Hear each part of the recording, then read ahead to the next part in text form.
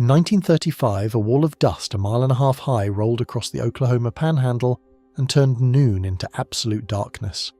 Black Sunday, the worst single day of the Dust Bowl. Nobody saw it coming, not at the scale it arrived. But the atmospheric pattern that built toward it, that pattern had a structure, a fingerprint, a specific configuration of ridge and wind and dryness that appeared again and again for years before the catastrophe reached its peak. That fingerprint is on the weather map right now, over the American West. Chicago just issued a dust advisory. Not a wind advisory. A dust advisory. The kind of alert that belongs in Phoenix or Albuquerque just landed in Illinois, and that's not even the strangest part of what's happening right now. 15 fire warnings are forming a single unbroken line from Montana to Minnesota. Denver is about to tie a temperature record from 1915.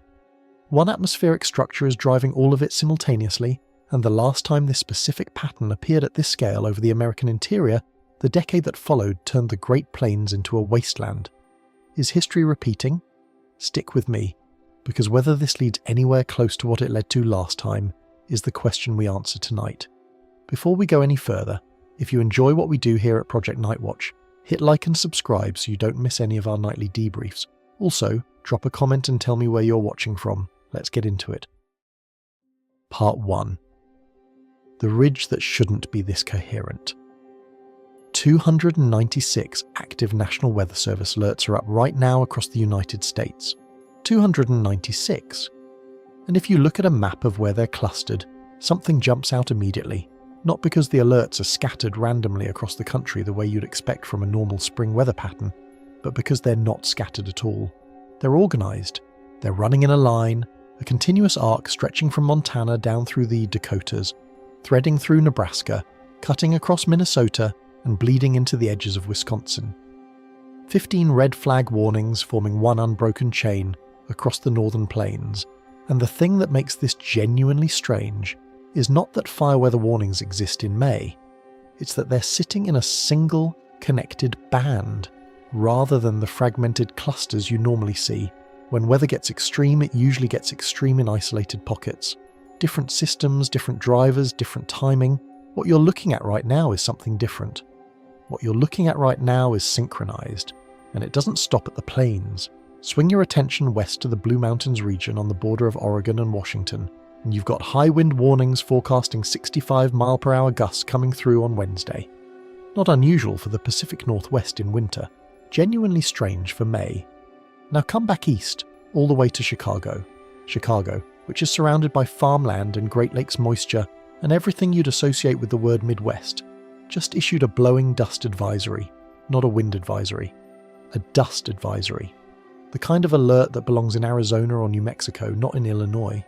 And the reason they issued it is that the boundary layer moisture readings south of Interstate 80, the amount of water vapor in the lower atmosphere, have dropped to levels you normally see in the desert southwest, below 5 grams per kilogram in Chicago in May. That is not a minor fluctuation. That is the atmosphere in the American Midwest behaving like it belongs to a completely different climate zone. And then there's Denver. On Wednesday, Denver is forecast to hit 90 degrees Fahrenheit, which sounds like a warm spring day until you check the record books and find out that 90 degrees in Denver on May 13th would tie a daily temperature record set in 1915. 1915. A record that has stood for 111 years.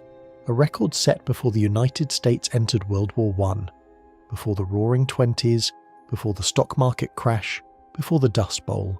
That number, 111 years, is not just historically interesting, it's a signal. Because the kind of atmospheric structure that produces a 90-degree day in Denver in early May, the kind of structure that holds heat like a lid over an entire region, is the same kind of structure that, when it persists and repeats, begins to look like something the meteorological record hasn't seen at this scale since the 1930s. Here's what you need to understand, and this is the thing that transforms a list of weather alerts into an actual story. All of these events, the red flag arc across the plains, the 65-mile-per-hour winds in the Blue Mountains, the desert dry air in Chicago, the 111-year heat record in Denver, are not separate weather events with separate causes. They are not 4 different stories happening to occur on the same week. They are the outputs of a single atmospheric structure, one feature, one mechanism, a 588 decameter mid-tropospheric ridge sitting over the American West. And if that phrase means nothing to you right now, stay with me, because by the time this is over it's going to mean quite a lot. A ridge in the atmosphere is essentially the opposite of a trough. Where a trough is a downward dip in the pressure patterns at altitude, the kind of structure that drags in moisture, spins up storms and keeps temperatures cool, a ridge is an upward bulge, a mountain of air pressure floating miles above the surface, and the thing about a ridge is what it does to the air beneath it. When atmospheric pressure is high and the air is being pushed downward from above, it compresses. Compressing air heats it up. That's not a metaphor, as it's thermodynamics. The same physics that makes a bicycle pump warm when you compress air through it. So you get warmer temperatures at the surface, you get drier conditions because descending air suppresses cloud formation and precipitation, and you get acceleration of surface winds because the pressure gradients around the ridge's edges create flow that moves fast and carries heat. That's the machine. And right now, one machine is running simultaneously across an enormous slice of the North American continent, producing outputs in Montana, outputs in Oregon, outputs in Illinois, outputs in Colorado, all at the same time, all from the same source. Meteorologists have a phrase for this kind of alignment: synoptic coherence. It means that multiple hazards across multiple regions are not just occurring simultaneously. They are mechanically linked. They share a cause. And synoptic coherence at this scale, with this many hazard types locked into a single pattern, is rare. It's the kind of thing that makes atmospheric scientists stop and look twice, because the normal state of affairs is messier, more fragmented, more variable. What's happening right now is unusually clean, unusually organised, unusually coherent. Now, is that a problem? Well, that depends entirely on what happens next. Because here's the thing about coherent atmospheric patterns. They can be transient, or they can be persistent. They can flash into existence, produce a dramatic week of extremes, and then break down as the jet stream shifts and Pacific moisture floods back in. Or they can lock. They can settle into a configuration that repeats, that rebuilds, that refuses to move. And the difference between those two outcomes is the difference between a memorable weather week and the beginning of something the history books already have a name for. The 15 red flag warnings forming a continuous arc right now are not sitting where red flag warnings usually sit in spring. They're displaced northward. The typical fire weather threat zone in early May leans toward the southern plains, Texas, Oklahoma, the southern Rockies. What's happening right now is shifted several hundred miles toward the north, and that displacement matters because it tells you something about the geometry of the ridge, how far north its influence is reaching, how deeply it's reorganizing the normal flow of moisture and temperature across the continent. A ridge that pushes fire weather conditions into Montana and Minnesota in the second week of May is a ridge that is doing something unusual with the large-scale circulation of the atmosphere. And there's a word for the underlying pattern that produces this kind of unusual circulation, a pattern that the data, right now, today, is starting to resemble. The question is whether what's forming over the American West is just a transient ridge with an impressive resume, or the leading edge of something that, when it appeared the last time at this scale, left the American Great Plains looking like the surface of a different planet. That's not hyperbole, that's history, and history, it turns out, has a very uncomfortable way of rhyming. Part 2. The geometry of the event.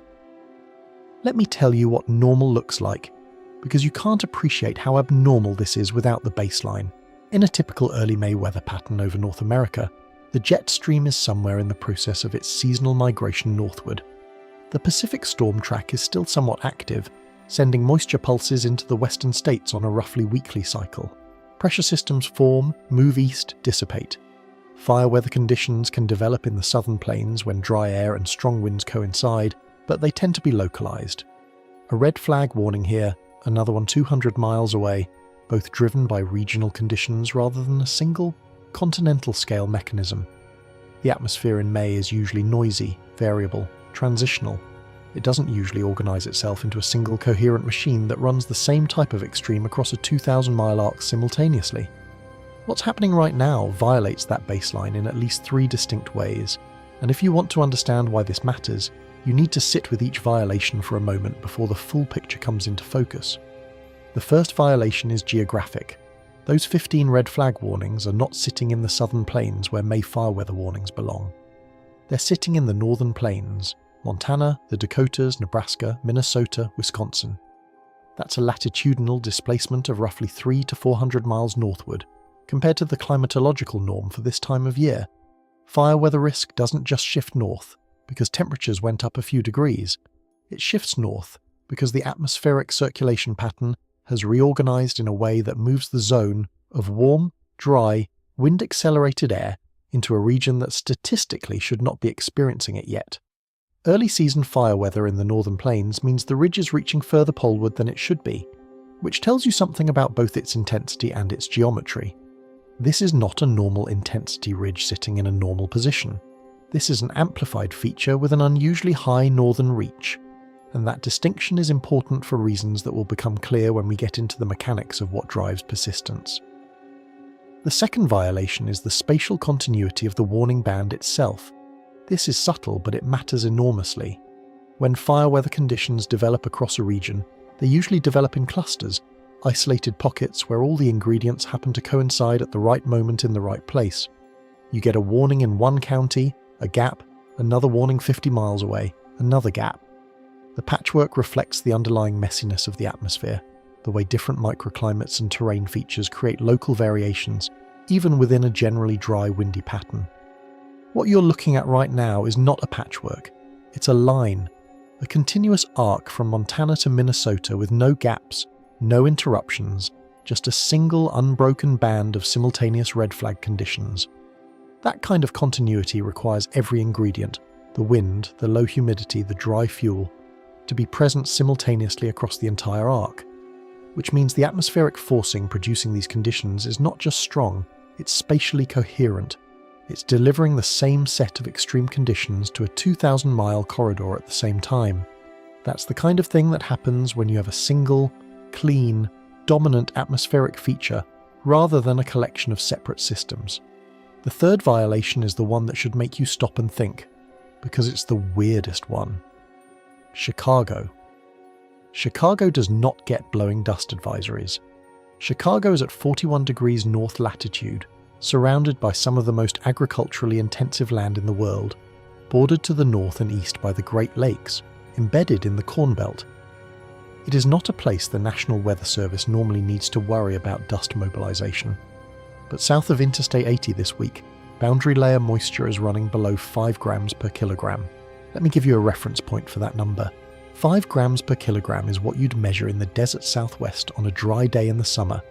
It's the moisture content of air that has been desiccated, stripped, wrung out, and it's appearing in Illinois because the same ridge that's baking Denver and accelerating winds through the Blue Mountains has pushed so far east, so consistently, that it's fundamentally drying out the lower atmosphere across the entire midsection of the country. And that's where the dust comes in. For loose soil to become airborne, you need two things working together: dry surface conditions and winds strong enough to overcome the threshold velocity for particle movement. The dust event that's developing south of Chicago has both, and the reason it has both is the same reason Denver is tying a 111-year record, and the Blue Mountains are getting 65-mile-per-hour gusts. One ridge, one mechanism, one fingerprint across an entire continent. Now here's what makes this even more interesting from a structural standpoint. A normal spring weather system, even an intense one, tends to produce a pattern that's easy to understand in terms of cause and effect. This storm produced this wind, which caused this dust, which moved in this direction. Discrete cause, discrete effect, traceable chain. What you're dealing with right now is a pattern where the cause is singular, but the effects are simultaneous and geographically diverse. The ridge doesn't produce one event at a time. It produces all of them at once, synchronizing conditions across an enormous area so that the entire system behaves as a single unit. That's not how routine spring weather works. That's how an amplified, persistent atmospheric regime works. And the word persistent is doing a lot of work in that sentence, because there's a concept in meteorology called a locked configuration, a pattern that, once established, resists the normal mechanisms of breakdown. Typically, a ridge over the American West erodes when the jet stream shifts, when a Pacific trough undercuts it from the west, when moisture returned from the south breaks the dryness feedback. These are the natural immune responses of the atmosphere. They usually win. The ridge weakens, moves east, and the system resets. But sometimes, not often, but sometimes, the configuration locks. The ridge rebuilds before the trough can undercut it. The Pacific flow remains blocked. The dryness feedback accelerates instead of moderating. And when that happens, you stop talking about a weather event and start talking about a weather regime. We are not there yet. To be completely clear, 1 week of amplified ridge conditions does not constitute a regime. But you don't have to be in a regime to be in the early stages of one. And the thing about early stages is that by the time the evidence is unambiguous, the window for the most important observations has already passed. The question of whether this is a transient ridge or an emerging regime is not a question you can answer by watching it for 3 days. It's a question that gets answered over 2 to 4 weeks of observational data. Which means we are, right now, in the observation window. The data is being written in real time, and the data, at this exact moment, looks more organised, more spatially coherent, and more structurally anomalous than a run-of-the-mill spring ridge has any business looking. Something about the geometry of this event keeps pulling the mind toward a pattern it has seen before, in a different era, under different circumstances, but with the same fundamental shape. And that pattern has a name, and the name comes with a history that nobody in the American Great Plains is eager to repeat. Part 3. The surface is telling the same story everywhere. Let's follow the air, not the abstract version of it, not the pressure systems on a weather map, but the actual air, the molecules, the warmth, the dryness, as it moves from the Pacific coast across the interior of the continent, and watch what it does to every surface it touches along the way. Because if you follow the air, you see something remarkable. You see that the same air mass is leaving its signature across an enormous geographic canvas, transforming as it travels but always carrying the fingerprint of the same origin. That ridge sitting over the west, pressing down, warming up, driving the flow, start in the Pacific Northwest. Air moving in from the Pacific approaches the Cascade Range and the Blue Mountains, a wall of terrain that forces the flow to either go over or go around.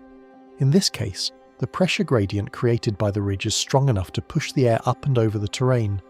As the air ascends the windward side of the mountains, it cools at a predictable rate, and drops whatever moisture it was carrying as precipitation on the western slopes. That's the wet side. But then the air crests the ridge and begins to descend on the eastern slopes, and this is where something important happens. Descending air undergoes adiabatic compression, the same physics we talked about earlier, but now working in a specific geographic context.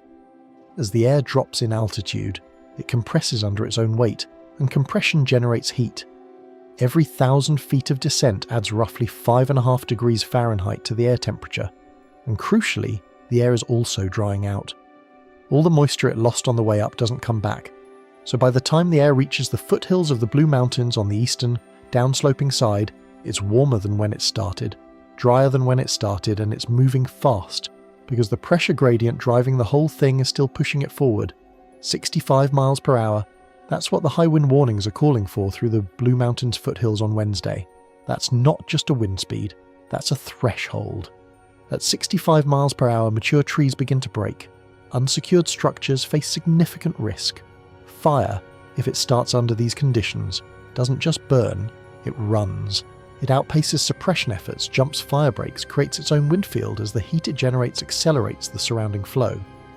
The terrain that produces these downslope winds is working like a giant compressor and accelerator simultaneously, and the ridge is the pressure source powering the whole mechanism. Now follow the air east. The same air mass, now dried by its descent off the mountains, continues moving across the high desert of eastern Oregon and Idaho, crossing into the northern plains. It's still warm, it's still dry, and it's still being driven by the same pressure gradient from the same ridge. As it reaches Montana and the Dakotas, it encounters the flat geometry of the Great Plains. No mountain barriers to force it upward, no terrain features to slow it down, just open land running for hundreds of miles in every direction. The wind accelerates across the flat. The humidity drops further because the air has been travelling over increasingly desiccated land, picking up heat from sun-baked soil and losing none of its dryness. And the relative humidity in the red flag warning zones collapses into the range of 19 to 25%, 19%, 25%. For fire behaviour, that's the zone where everything changes. Above 30% relative humidity, vegetation retains enough moisture to resist ignition under most circumstances. Below 20% fine fuels, dry grass, dead brush, the winter kill vegetation that hasn't yet been replaced by spring growth, become critically susceptible. A spark from a vehicle, a downed power line, lightning from a distant storm can initiate a fire that the combination of wind and low humidity then turns into something that moves faster than most people think fire can move. The northern plains in mid-May is in the early part of the growing season, which means the grasses that will eventually green up and provide some natural resistance haven't done that yet. The land is covered in the previous season's dead, dry material, and it's sitting under air that's as dry as the Sonoran Desert, being driven by winds that cross 2 mountain ranges before arriving. This is not a recipe for caution. This is a recipe for exactly the kind of fire weather emergency that 15 simultaneous red flag warnings represent. Keep following the air east. It crosses the Missouri River, threads through Iowa and into Illinois, and somewhere in this journey something interesting happens to the atmospheric structure above it. The boundary layer, the zone of the atmosphere closest to the surface, where it's most directly influenced by surface heating and wind mixing, begins to deepen. When the ridge forces air downward from above, it compresses the boundary layer. But the intense surface heating under the ridge also drives convective mixing from below, turbulence that deepens the boundary layer from the bottom up. The two processes combine to produce a deep, well-mixed layer of dry, warm air that extends from the surface up through several thousand feet of altitude. And a deep, well-mixed boundary layer is extraordinarily efficient at something specific, picking up loose material from the surface and carrying it aloft. That is what's happening south of Interstate 80 in Illinois. The mixing ratio below 5 grams per kilogram means that the lower atmosphere is drier than the desert southwest on most days. The boundary layer is deep enough and turbulent enough to generate vertical transport of surface particles, and the fields south of Chicago in May are in a vulnerable state. Planting season is either just finished or still in progress, which means the soil has been recently tilled and is exposed. The crops that will eventually cover and anchor the soil with a canopy of leaves and root systems are seedlings at best, providing essentially zero protection against wind erosion. The surface is exposed, the air above it is desert dry, the winds driving horizontally across it are strong, and the result is a blowing dust advisory in Chicago. Something that, to anyone who grew up with a particular set of assumptions about Midwestern weather, sounds wrong in a way that's hard to articulate but impossible to ignore. This is the single fingerprint phenomenon in its clearest expression. You have one air mass that originated as Pacific flow, was transformed by descent off mountain terrain, was further dried and heated as it crossed the high-altitude interior, was driven eastward by the pressure gradient of a single ridge, and is now simultaneously producing 65-mile-per-hour winds in Oregon, red flag fire conditions across the northern plains, and dust mobilization in Illinois. Different surfaces, different terrains, different climatological backgrounds, all receiving the same message from the same source. The atmosphere, right now, is behaving as a single synchronized system rather than a collection of separate regional weather patterns. And here's the thing that should be sitting in the back of your mind as you process all of this. What we've just described, the mechanism, the geography, the fingerprint, is not just the story of this week. It's the structural outline of something that happened before. A ridge over the west forcing dry, warm, wind-accelerated air across the plains, reaching the Midwest as a dust-capable mass, pulling temperature records out of their century-long sleep. That combination of outputs, driven by that combination of mechanisms, points back toward a chapter in American history that most people know by name, but very few understand mechanically. And understanding it mechanically is the only way to answer the question that matters. Is what's forming over the American West right now the echo of that history, or the beginning of its repetition? Part 4. The 1915 Anchor. 90 degrees Fahrenheit in Denver on May 13th, that's the forecast. And when the National Weather Service looks at that number against the historical record for that specific date, what they find is that the last time Denver reached 90 degrees on May 13th was in 1915, 111 years ago. Let that sit for a moment, because the longevity of that record is not just a curiosity, it's a piece of evidence. 1915 was a specific moment in history, with a specific atmospheric and climatic context. The year the RMS Lusitania was sunk by a German submarine. The year that World War I was still in what the people living through it believed was an early phase. The year that the American Great Plains was still more than a decade away from the catastrophe that would define it in the history books. But meteorologically, 1915 was sitting inside a climatic era, the early decades of the 20th century, that shared certain structural characteristics with what preceded the Dust Bowl. The atmospheric circulation patterns of that era were, in some respects, more favourable to the kind of persistent western ridging that drives the mechanism we're watching right now, and the fact that the most recent time Denver matched this temperature on this specific date was inside that era is not, on its own, proof of anything. But it is a detail that a careful observer should not set aside. To understand why a daily temperature record from 1915 matters as more than a trivia fact, you need to understand what kind of atmospheric event is capable of producing 90 degrees in Denver on the 13th of May. Denver sits at roughly 5,280 feet above sea level, the mile-high city, as the license plates will tell you. At that elevation, the atmosphere is naturally thinner and less capable of retaining surface heat than cities at sea level. May in Denver is typically a transitional month, warm by day, often still cool by night, variable, with a meaningful chance of late-season snow events as cold Pacific systems occasionally breach the Rockies. A 90-degree day in early May is not just warm, it requires the atmosphere above Denver to be structured in a very specific way. A strong, well-placed ridge holding the upper-level flow in a pattern that suppresses cloud development, maximizes surface insulation, and drives downslope warming from the west. You don't get 90 degrees in Denver on May 13th from a routine warm spell. You get it from an amplified upper-level ridge doing exactly what the current ridge is doing, which means that when this record was set in 1915, the atmosphere over the American West was producing the same kind of structural configuration we're watching today.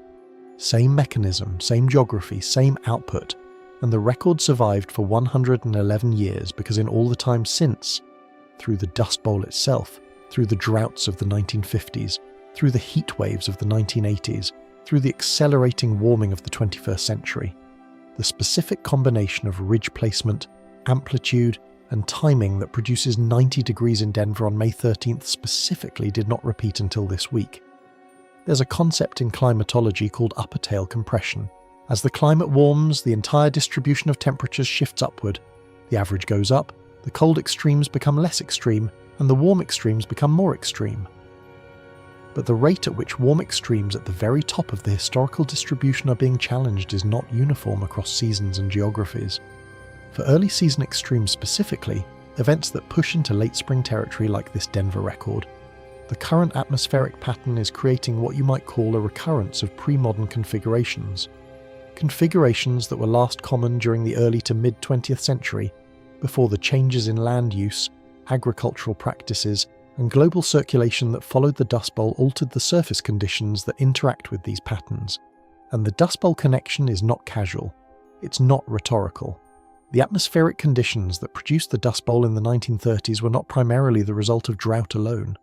Drought was the visible surface expression of something deeper, a persistent, repeating western ridge that blocked Pacific moisture, drove warm, dry flow across the plains repeatedly for multiple years, and created the extended surface drying that reduced the soil to a state where it could be mobilized by the wind.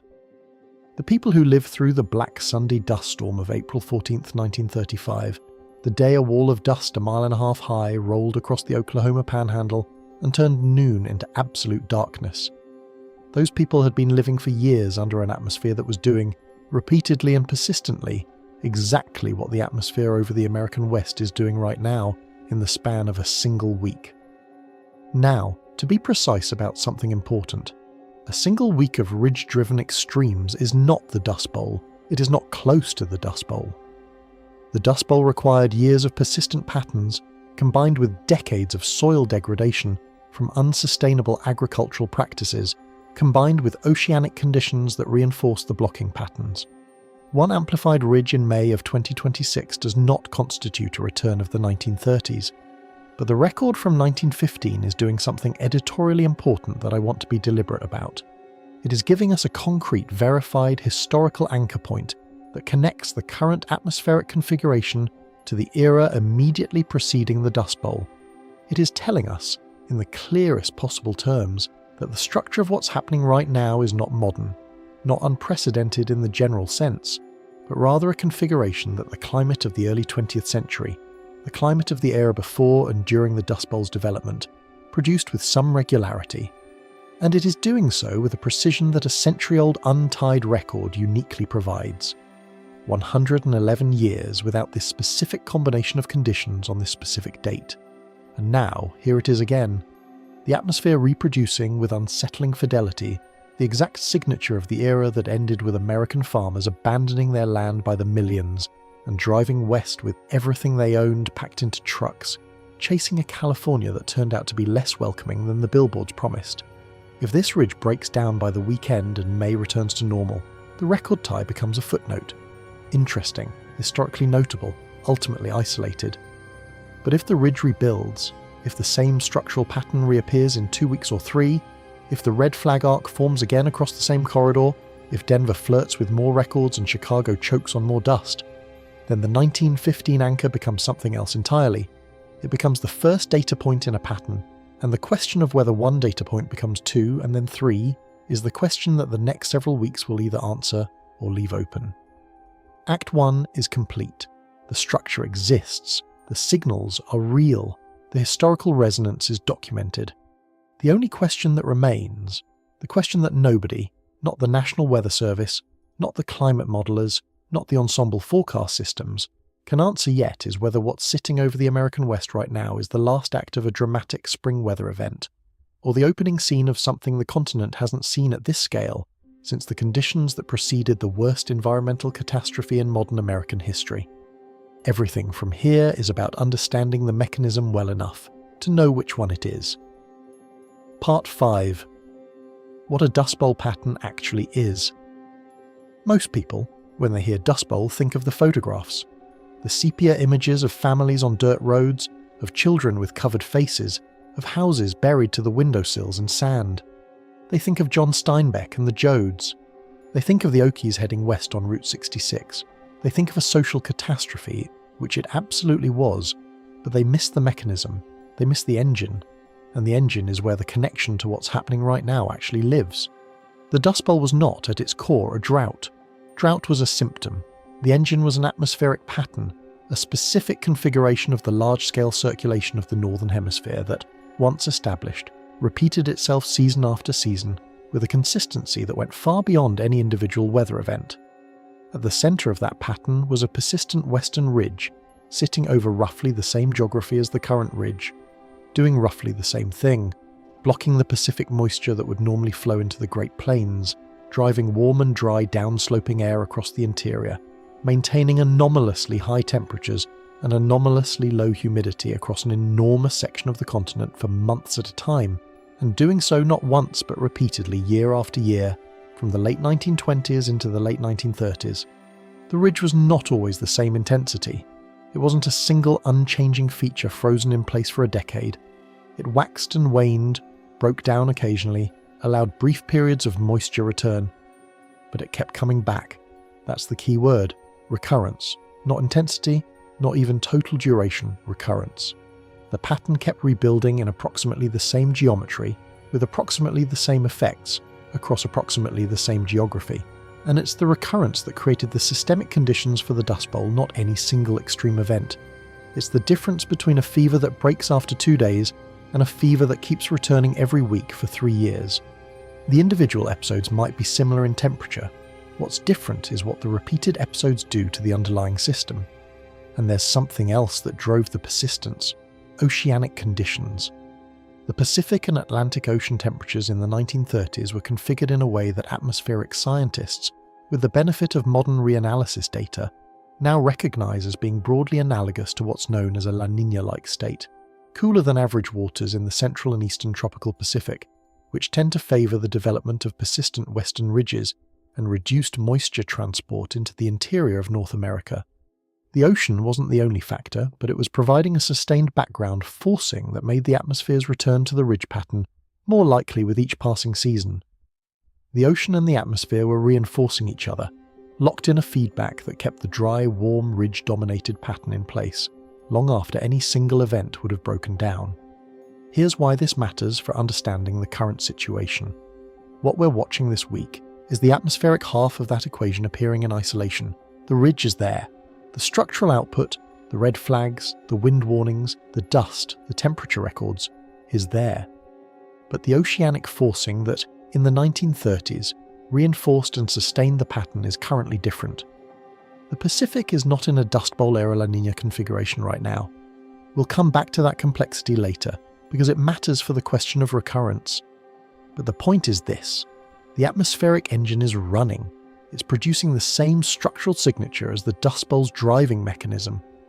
Whether the oceanic support for keeping that engine running is present is a separate question, a critical one, but separate. One machine, one fingerprint, 1 week of continent-spanning synchronized extremes. The atmospheric half of the Dust Bowl pattern is operating right now. And understanding that it's operating, not speculatively, not as a metaphor but as a documented meteorological configuration, is what separates this story from the standard extreme weather is concerning narrative. This is not about any individual record or any particular fire weather outbreak. This is about recognizing a structural pattern when it appears, tracking it honestly without overstating what one event can prove, and understanding what it would take for the pattern to transition from an isolated episode into something with genuine long-term consequences. One event says nothing on its own, but the first event of a series is indistinguishable from any other event until the second one arrives. That's the uncomfortable truth sitting at the center of this story. The Dust Bowl's atmospheric signature is present right now over the American West. The question of whether it stays is the question that determines whether this story is a weather event or something more. Part 6. Pattern match versus outcome. Let's be precise, because precision is what makes the difference between useful analysis and catastrophizing.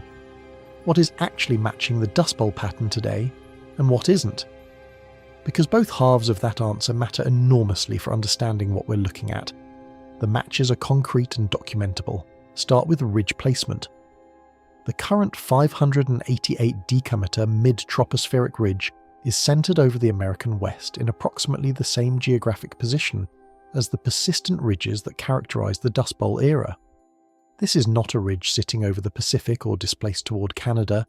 It's sitting over the interior western United States, which is precisely the position that maximizes its drying and warming effect on the Great Plains.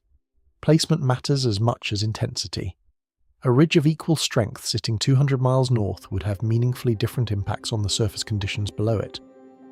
This one is sitting in the right place, from the perspective of someone trying to reproduce Dust Bowl conditions. The wind fields are matching.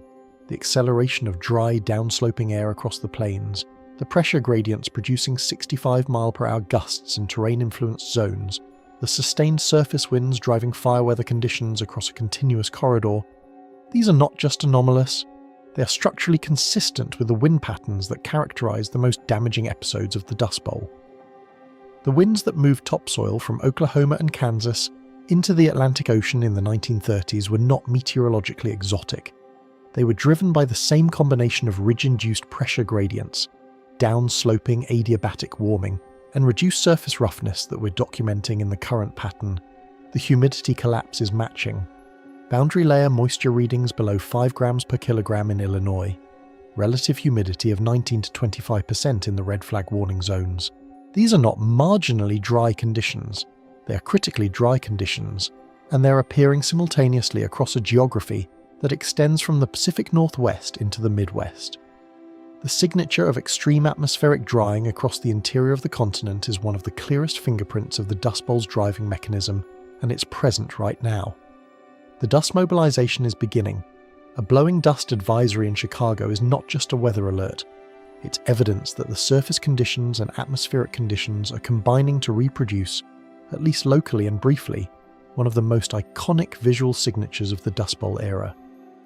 The specific fact that boundary layer moisture south of Interstate 80 is running at desert southwest levels, while soil sits exposed from recent tilling and surface winds are strong enough to move particles horizontally. This is the Dust Bowl mechanism operating in miniature, not at scale, not with the multi-year soil degradation that characterized 1930s Kansas. But the mechanism is present. The trigger is firing. Now here's what isn't matching, and this is where intellectual honesty demands equal attention. The Great Plains is not in the multi-year drought that preceded the worst Dust Bowl episodes.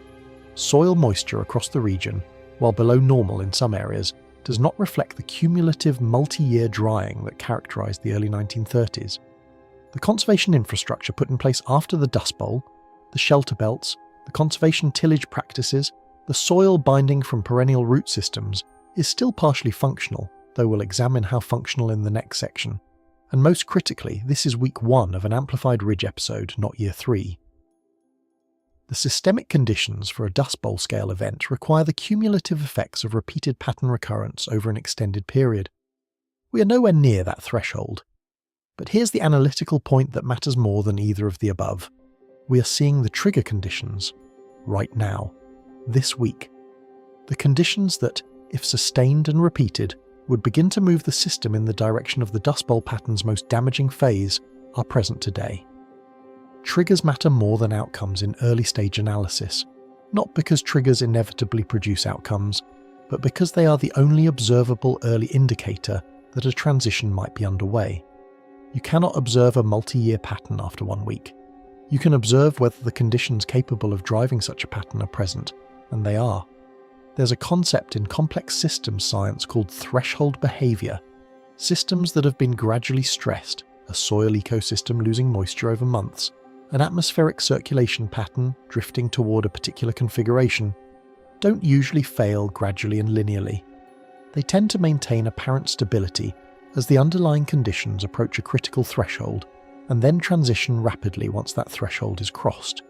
This is sometimes called a tipping point, though that phrase has been overused to the point of losing precision. The technically accurate way to describe it is a bifurcation. The system reaches a point where the stable state it's been in becomes unstable, and it rapidly shifts to a different stable state. For soil and atmosphere combined, that bifurcation, the point where conditions shift from recovering between events to degrading cumulatively, is exactly what the early Dust Bowl years represented. Not a single catastrophe, but a tipping of the balance. We are not at that threshold, but the threshold doesn't announce itself. It doesn't send out a press release. The way you identify an approach to threshold behaviour is by watching for the pattern to recur, for the trigger to fire not once but repeatedly, each time leaving the system slightly less able to recover, slightly more vulnerable to the next episode. The current pattern is the first data point. The next 2 to 4 weeks will determine whether it's the only data point or the first in a sequence that the historical record already has a name for. Part 7. The land buffer is thinner than it looks. After the Dust Bowl, the United States undertook what was arguably the most significant soil conservation effort in the history of modern agriculture. The federal government didn't just help farmers survive the disaster, it built an institutional infrastructure designed to prevent recurrence. The Soil Conservation Service was established. The Great Plains Shelter Belt Project planted hundreds of millions of trees across the Plains states in a network of windbreaks designed to reduce surface wind speeds, retain soil moisture, and provide a physical barrier against the kind of wind erosion that had stripped topsoil from millions of acres. Conservation tillage practices were developed and incentivized, replacing the moldboard ploughing that had left soils pulverized and vulnerable with techniques that retained crop residue on the surface, providing both moisture retention and wind resistance. The Conservation Reserve Program, created in 1985, paid farmers to take highly erodible cropland out of production entirely, replacing it with perennial grasses and native vegetation whose deep root systems could hold soil against even significant wind events. At its peak, the Conservation Reserve Program enrolled roughly 37 million acres of highly erodible land, an area larger than the state of Iowa, taken entirely out of crop production and maintained under permanent vegetative cover. That is an enormous buffer. That represents a meaningful chunk of the most vulnerable land in the Great Plains, protected by deep-rooted perennial plants that anchor the soil regardless of what the atmosphere is doing above it. The word to focus on is was, because the Conservation Reserve Program enrollment has declined substantially from that 37 million acre peak. Recent enrollment figures show the program covering fewer than 23 million acres, a decline of nearly 14 million acres from its high point. That's 14 million acres of previously protected, highly erodible land that has returned to cultivation, or been converted to other uses, or simply lost its vegetative cover through program expiration and non-renewal. 14 million acres. That's roughly the size of West Virginia removed from the buffer, and the shelter belts are thinner too. The windbreak network planted during the New Deal era has suffered from decades of agricultural consolidation, where larger operations prefer clean field farming without the irregularities that tree rows introduce. Individual shelter belt trees have died without replacement. In some areas, rows that were planted in the 1930s and 40s have reached the end of their natural lifespan and haven't been renewed. The physical barrier that was supposed to break the wind before it could accelerate across open land and mobilise topsoil has gaps now that it didn't have 30 years ago. What does this mean in the context of the pattern we're watching? It means that the modern Great Plains is more resilient against wind erosion than the bare, pulverised landscape of the early 1930s, but it is less resilient than it was at the peak of the post-Dust Bowl conservation era. The buffer is real, but it's thinner. The protection exists, but it has margins, and the margins matter most when the atmospheric forcing is at its most extreme, which is precisely the condition we're discussing right now. A wind event that would have been handled comfortably by the full Conservation Reserve Programme enrolment, an intact shelter belt network at its peak, might push through the reduced buffer of the current system and produce soil mobilisation that would not have occurred under the stronger protection. The Chicago Dust Advisory is not primarily about agricultural soil in Illinois. Illinois has good conservation practices and relatively stable soil conditions for the most part. But it's telling you something about where the atmospheric conditions are severe enough to overcome whatever buffer exists.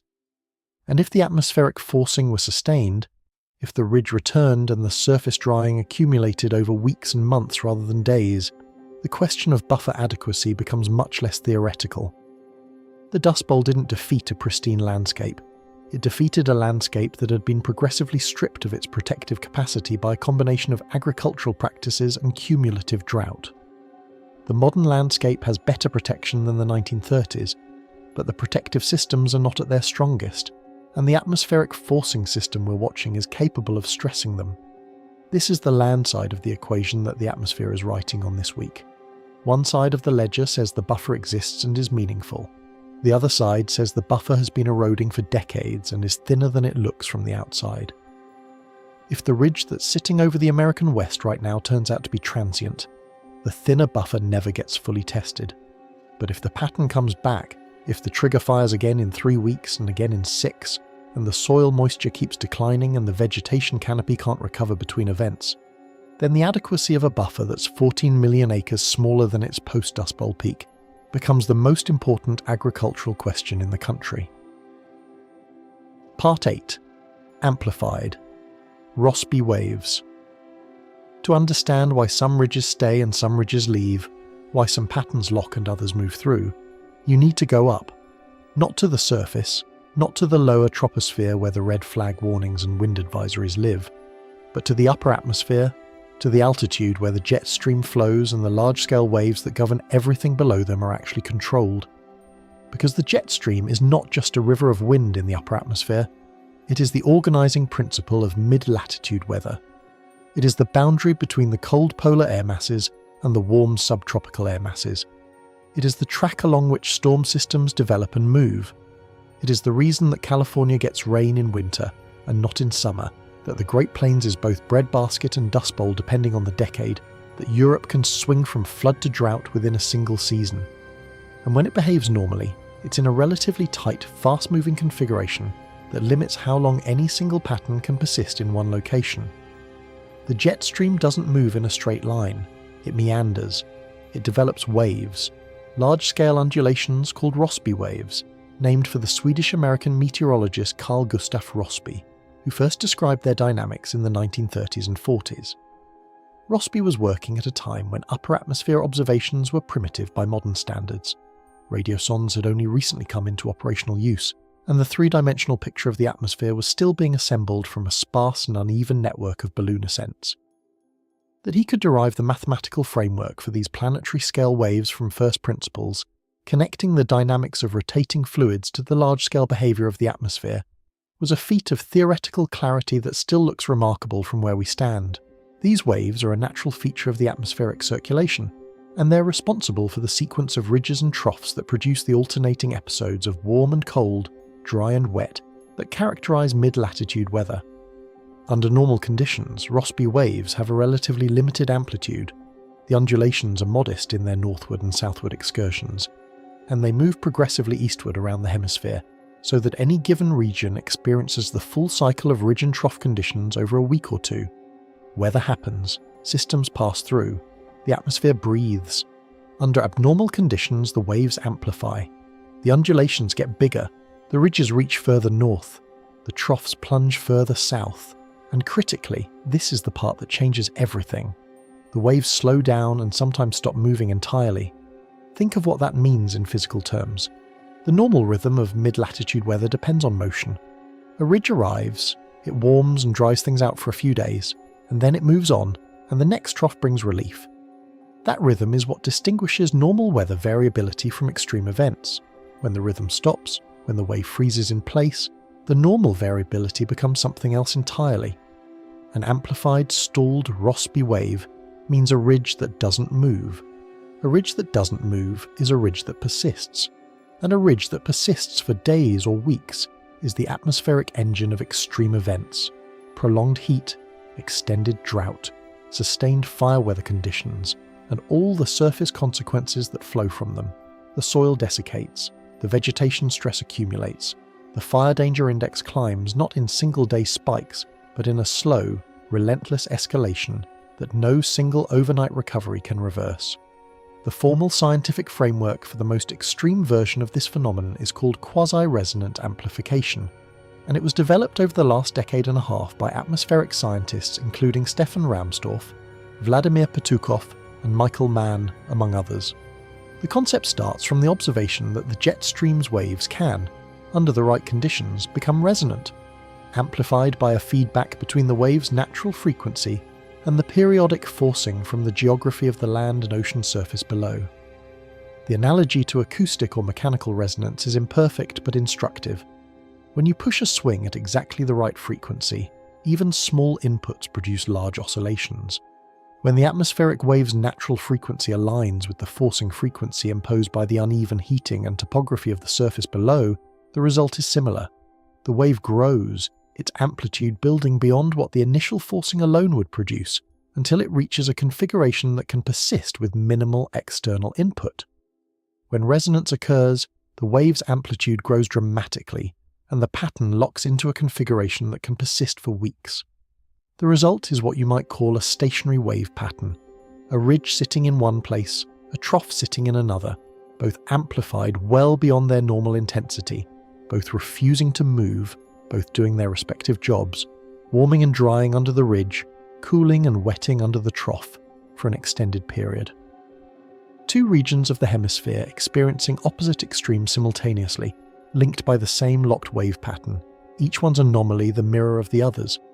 The mechanism behind why this is becoming more common, or at least why there's compelling evidence that it's becoming more common, is Arctic amplification.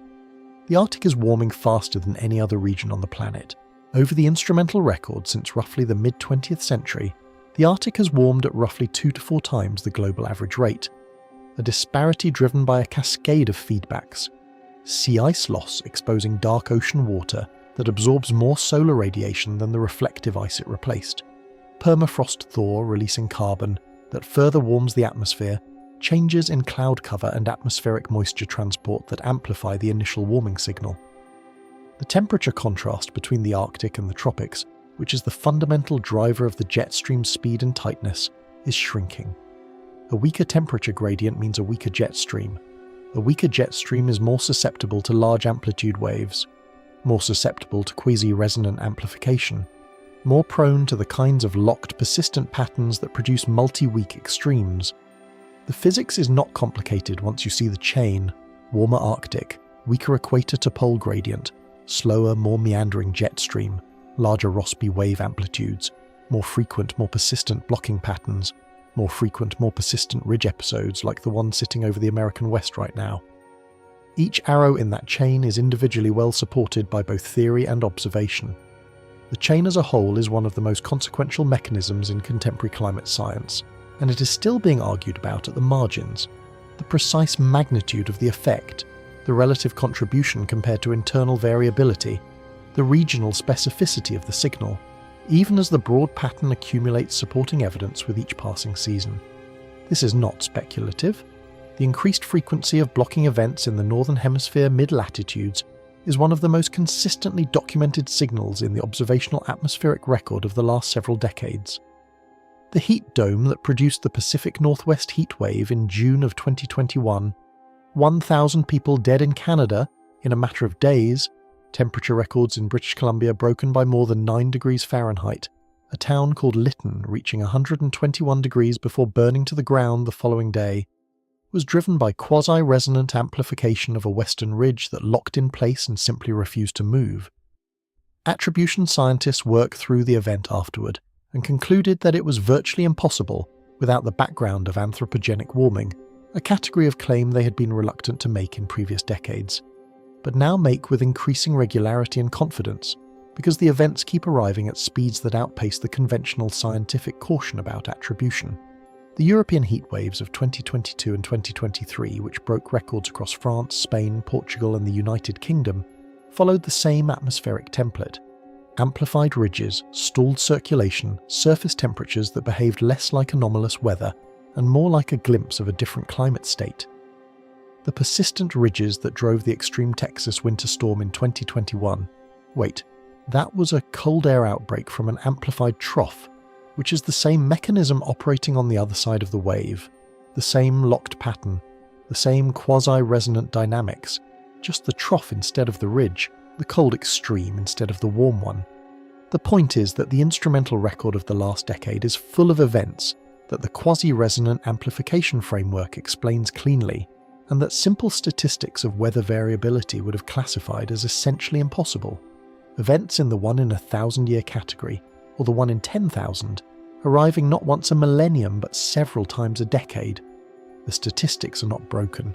The climate is changing. There is another dimension worth holding on to here, the compounding.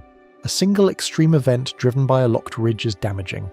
A sequence of them, affecting the same region across multiple seasons with insufficient recovery time between, crosses into a different category of impact. Ecosystems, infrastructure, communities, and institutions are not infinitely elastic. They recover from individual shocks if given time. They do not recover from sequences of shocks that arrive faster than the recovery cycle. The quasi-resonant amplification framework suggests that we should expect not just more individual extreme events, but more clustering of them, more instances where the same mechanism drives repeat events in the same region across consecutive years. The American West relationship with drought and fire over the last 15 years looks different when you view it through this lens. It is not a series of unrelated bad luck events. It is a pattern that the physics of a warming Arctic and a destabilized jet stream predicts and increasingly explains. The current ridge over the American West fits this framework. It's a coherent, amplified feature with a spatial scale and organizational structure consistent with quasi-resonant amplification, rather than the typical transient ridge behavior of normal spring variability. The geopotential height anomalies in the upper troposphere are not modest. The extent of the ridge's meridional reach, how far north it pushes the boundary between polar and subtropical air, is not within the range of routine variability. The signature is there. It doesn't mean it will persist. Quasi-resonant amplification can also spontaneously decay when the resonance condition breaks down, when the wave number configuration shifts, when a transient disturbance perturbs the pattern out of its locked state. Persistence is not guaranteed by the presence of the mechanism, but it does mean that the mechanism capable of locking this pattern in place for a sustained period is present in the current atmospheric dynamics. The engine is built for persistence. Whether it runs persistently depends on what happens to the resonance condition over the next 2 to 4 weeks. Operational forecast models handle this period with appropriate uncertainty. Beyond about 10 days, the specific evolution of any individual weather system becomes genuinely unpredictable, not because of deficiencies in the models, but because of the fundamental chaotic nature of atmospheric dynamics. What the models can do, and what they are doing, in the ensemble products that meteorologists are watching, is characterize the probability distribution of outcomes. How often does the ensemble show the ridge persisting? How often does it show a breakdown? Where does the ensemble spread, and what does that spread tell it about the sensitivity of the pattern to small perturbations in initial conditions? The current ensemble distribution is not showing a definitive answer. It is showing, depending on the model and the initialization time, a range of outcomes that spans from early breakdown to multi-week persistence. That range is itself informative.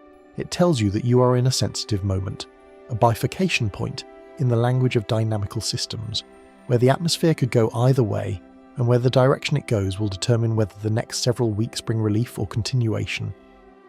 The question of whether the ridge currently dominating the American West is a transient or a regime is, at its deepest level, a question about Rossby wave dynamics and quasi-resonant amplification.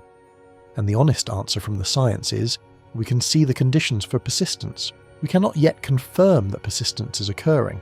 That's the window we're in. That's the test. It is an uncomfortable position for anyone who needs to make decisions about fire preparedness, about water allocation, about energy grid management, about all the practical human systems that the atmosphere governs without asking permission. The science offers probabilities, not certainties. It offers mechanism, not prophecy. And the mechanism it offers is one that has been right, repeatedly, about the character of the extreme events that have arrived over the last decade. That is not nothing. In a world where the atmosphere is running a different experiment than the one we calibrated our infrastructure and expectations against, understanding the mechanism is the beginning of being able to respond to it. Part 9. What happens if this breaks next week? Let's run the scenario honestly. Let's imagine that by Friday or Saturday, the atmospheric dynamics do what they most commonly do with amplified spring ridges. They evolve. A Pacific trough develops offshore, not an unusual feature for this time of year, when the North Pacific storm track hasn't fully retreated to its summer position, and residual baroclinic energy in the upper atmosphere can still organise into meaningful disturbances. The trough deepens, pushes east, and undercuts the ridge from the west. The upper-level flow pattern shifts. The jet stream re-establishes its westerly progression. The ridge begins to erode and move east, eventually breaking down into the lower Mississippi Valley and dissipating over the warm, humid air of the Gulf Coast states, its energy absorbed and scattered into the ordinary noise of late spring convection. What would that look like on the ground? The 65-mile-per-hour gusts in the Blue Mountains diminish as the pressure gradient relaxes. The tightly packed isobars that have been driving that flow begin to spread apart, the gradient force weakening hour by hour as the ridge axis retreats.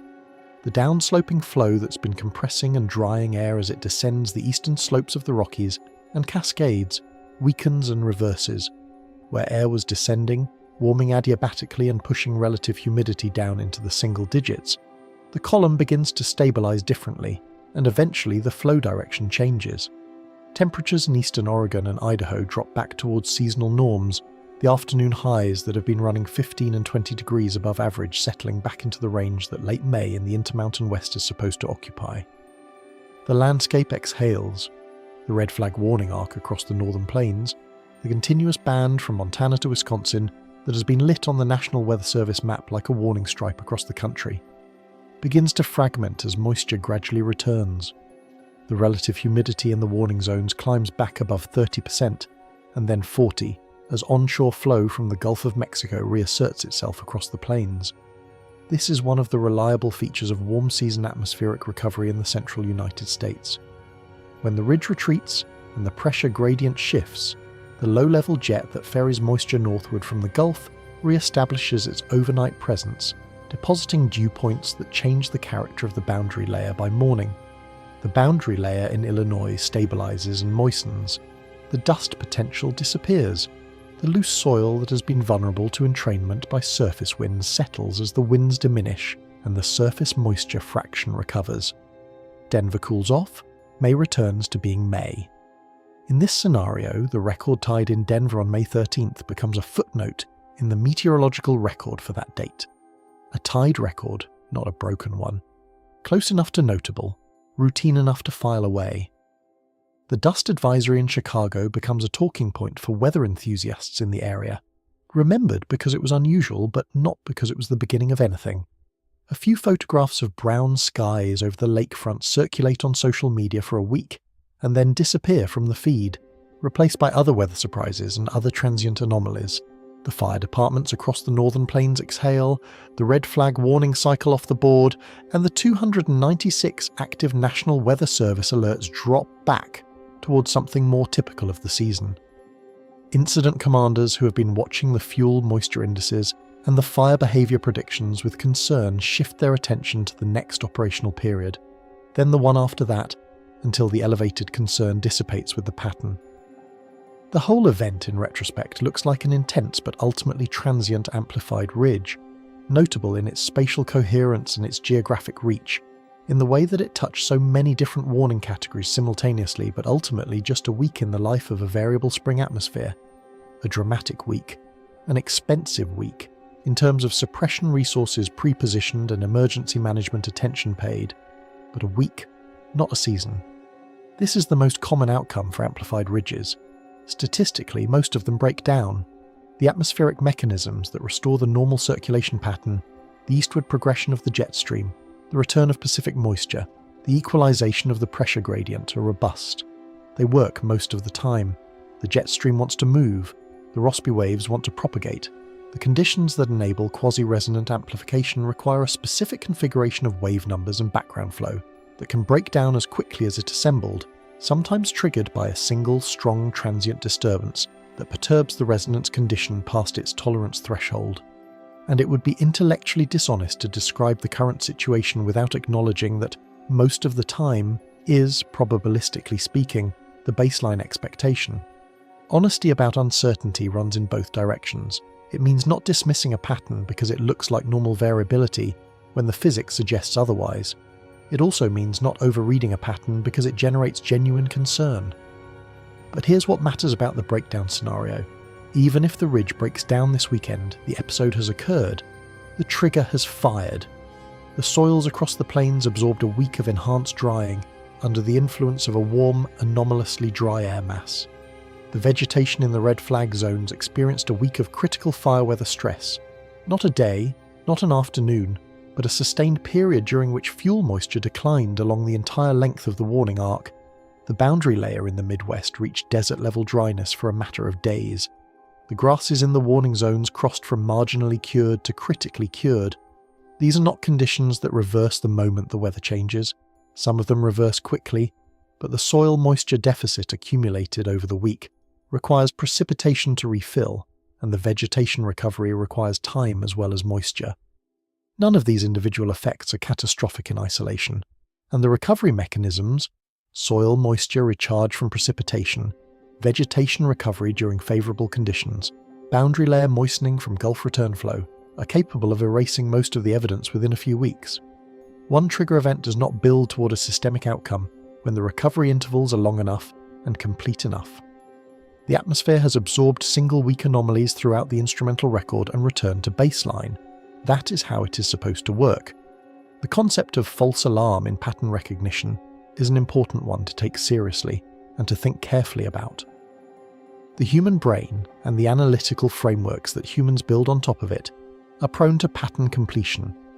We see the beginning of a familiar shape, and we want to complete it before the data actually justifies doing so. This is not a design flaw. It is the feature that allows rapid decision-making in environments where waiting for complete information is more dangerous than acting on partial information. But it becomes a liability in the analysis of complex systems, where the partial information can be genuinely misleading. The atmospheric configuration of this week genuinely resembles the structural engine of the Dust Bowl. The broad-scale ridge, the desiccated boundary layer, the dust lofted over agricultural regions that have been ground down by years of marginal precipitation and aggressive tillage, the fire weather spreading across the northern tier.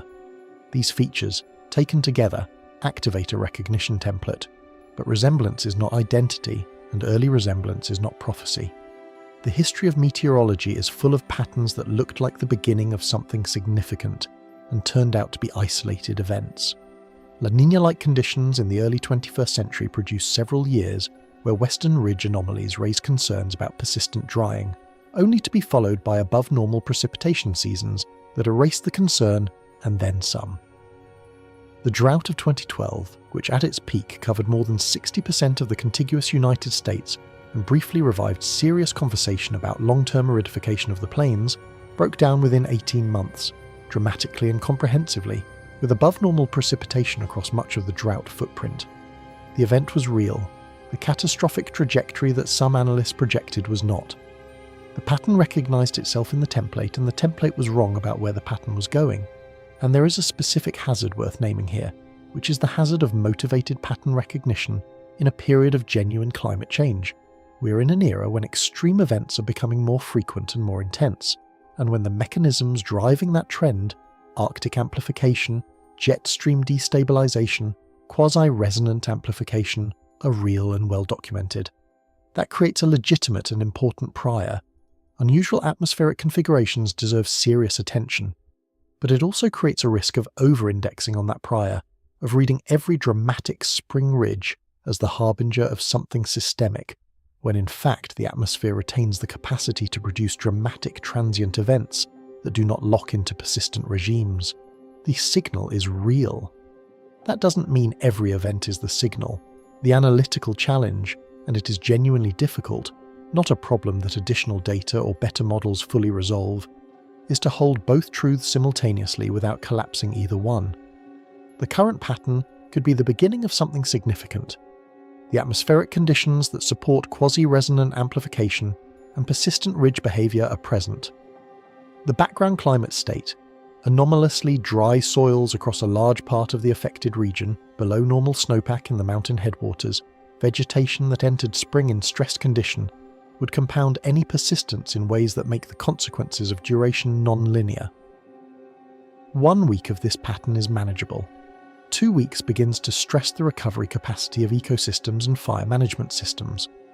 3 weeks or more enters the territory where the atmospheric event and the surface conditions begin to interact in ways that produce outcomes qualitatively different from what a single week can generate. A fire ignited in critically dry, wind-driven conditions in week 1 becomes a fire burning in fuel beds that have been further desiccated through week 2 and week 3. The compounding is real, and it is the reason that duration is not a linear variable in extreme event impact assessment. But the pattern could also be a particularly coherent spring ridge event that produces a dramatic week, generates exactly the kind of concern that something this spatially organised deserves to generate, and then breaks down and leaves behind nothing but a tide temperature record and a dust advisory that future meteorologists cite when explaining why they don't overinterpret individual events. That is a real and plausible scenario. It is probably the more likely scenario in any given instance of amplified ridge activity, for the simple reason that breakdown is more common than persistence. The base rate matters. The base rate is not on the side of the extraordinary outcome, and intellectual honesty requires stating that directly, rather than allowing the concern generated by the pattern's structural features to quietly displace the prior probability. The uncomfortable truth, and it is genuinely uncomfortable for anyone whose job requires decisions rather than analysis, is that you can't know which scenario is unfolding until you watch the next 2 to 4 weeks. There is no shortcut. The ensemble forecast products will update twice daily, and the spread will either narrow or widen, and the direction it moves will be informative. The ridge will either erode or it won't, and the erosion or non-erosion will happen on a timeline that the atmosphere controls, not the observers. The question of which scenario this is cannot be answered by the analysis that preceded it. The atmosphere will answer the question on its own schedule, in its own terms, with the indifference to urgency that distinguishes physical systems from human ones. But the question only matters. The answer only registers as an answer, if you're asking it carefully enough to recognise what the response actually means when it arrives. That is the work, not prediction, recognition. Part 10. What happens if it comes back? Now run the other scenario. The ridge breaks down by early next week as atmospheric dynamics typically require. There's a brief period of more normal spring conditions, some moisture returned to the plains, temperatures dropping back towards seasonal averages, the red flag arc dissipating as the pressure gradient relaxes, and the Gulf of Mexico low-level jet reasserts its northward flow of moisture across the central states. The National Weather Service map loses its warning coloration. The fire weather briefings become routine. The atmosphere looks, briefly, like it's returning to normal.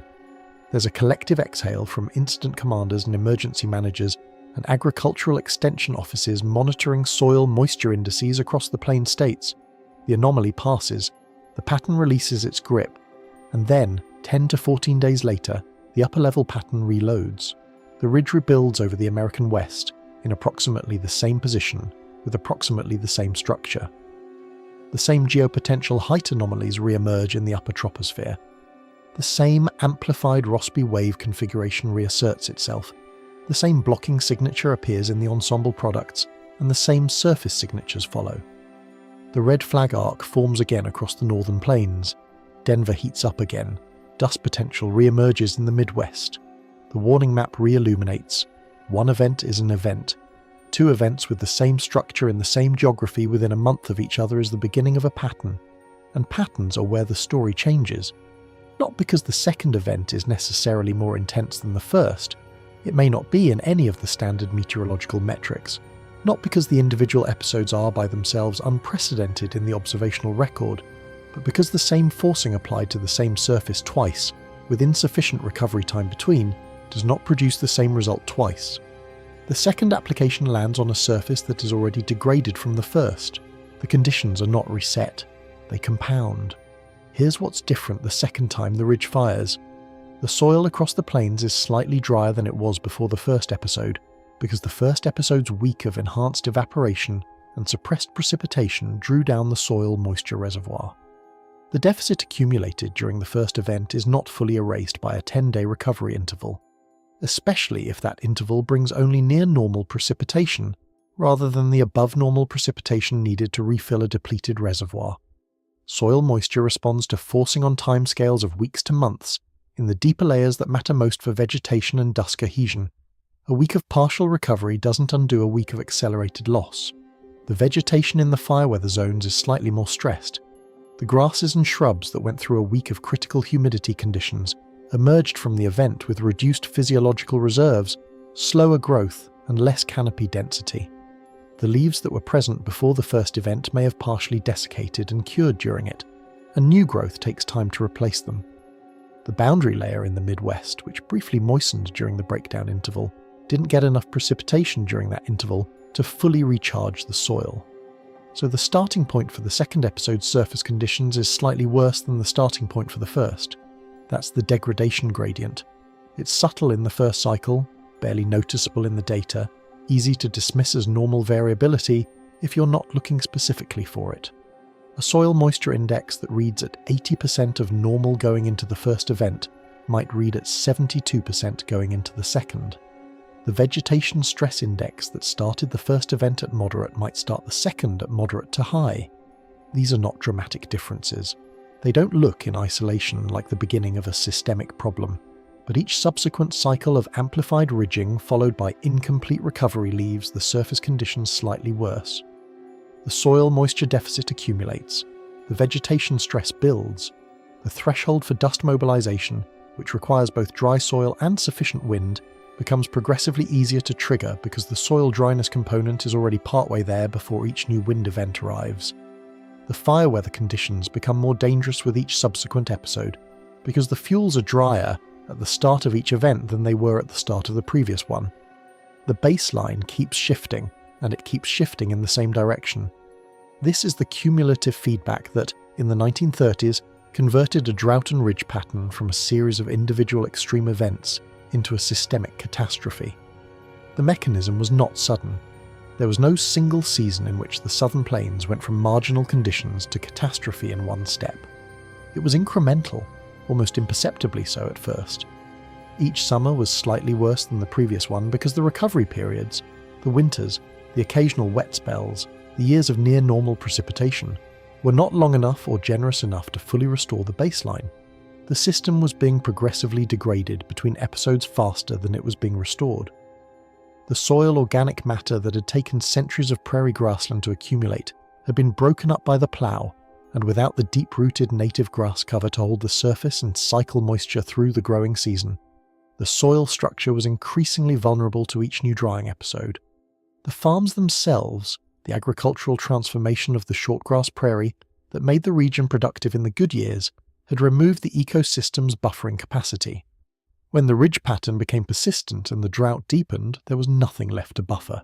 The degradation accumulated to the point where even moderate wind events were mobilizing enormous quantities of topsoil, because the surface conditions had deteriorated past the threshold where normal soil cohesion could resist the wind stress. The famous black blizzards, The towering walls of airborne soil that darkened the sky at noon in Amarillo and Oklahoma City, and liberal Kansas, were not the cause of the Dust Bowl. They were the symptom of a surface that had been pushed, through the compounding of multiple cycles of stress and insufficient recovery, past the point of cohesion. If the current pattern were to repeat, if the ridge rebuilt in the same geography in June, and again in July, and the recovery intervals between episodes were insufficient for full soil moisture recharge, then by late summer you'd be looking at soil conditions across the Central Plains that are meaningfully worse than the starting point in May. Not Dust Bowl conditions, not yet. Not from a single summer of pattern recurrence, and not in a landscape where Conservation Reserve Program acres and no-till farming practices and shelter belts provide some degree of surface protection that didn't exist in the 1930s. The agricultural landscape of the contemporary plains is not the same as the broken sod of 1934, but the underlying physics of soil desiccation and wind erosion doesn't change with farming practice.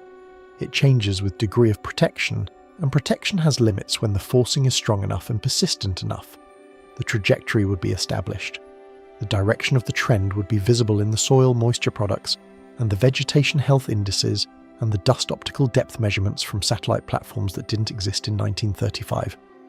And the question of whether that trajectory is being driven by a multi-year atmospheric regime change, the way the 1930s pattern was driven by persistent La Niña-like oceanic conditions in the Pacific, combined with land surface feedbacks that amplified the initial forcing, would be unavoidable.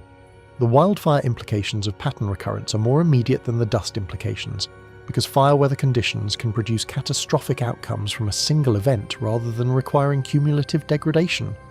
A fire ignited under critical conditions doesn't need the fuel to have been drying for 3 cycles. It needs critically dry fuel and wind, and the first cycle can provide both. The northern plains and upper Midwest are not areas typically associated with large destructive wildfires the way the western states are. The land cover, the fuel types, and the historical fire weather climatology are different from the ponderosa pine forests and chaparral of the southwest, or the mixed conifer slopes of the Sierra Nevada. But extreme fire weather conditions in regions with limited suppression infrastructure and large areas of continuous fine fuels, the cured grasses and crop residue of the agricultural plains, the grassland forest edge that runs through the Dakotas and Minnesota, can produce rapid fire spread events that outpace firefighting capacity regardless of how atypical they are for the region. Emergency resources are pre-positioned and scaled based on historical frequency. Regions that rarely experience extreme fire weather have emergency response infrastructures sized for that rarity. When the rarity changes, the infrastructure is wrong-sized, and the gap between what fires can do and what suppression can do opens in ways that are difficult to close quickly. A second red flag arc across the northern plains in June, arriving when grasses have been stressed by the May event and soil moisture is below normal, would not be arriving to the same surface the first arc crossed. It would be arriving to a surface that is already partway down the degradation gradient, a surface that is more ready to burn than it was the first time. And here's the feedback loop that the Dust Bowl pattern eventually established at full scale, the self-reinforcing mechanism that transformed an atmospheric forcing into a surface-driven catastrophe, that the current pattern has not yet reached but could approach under repeated recurrence. Dry soil heats faster than moist soil because it doesn't have the energy sink of evaporation moderating surface temperatures. When the sun hits moist soil, a substantial portion of the incoming solar energy goes into evaporating water, latent heat flux, rather than heating the soil surface. When the sun hits dry soil, that energy sink is gone. The surface temperature rises faster and higher. Hotter surface temperatures increase the sensible heat flux into the boundary layer above, which deepens and intensifies the convective mixing layer. A deeper, more intense boundary layer mixes momentum from aloft more efficiently down to the surface, where it manifests as increased surface winds.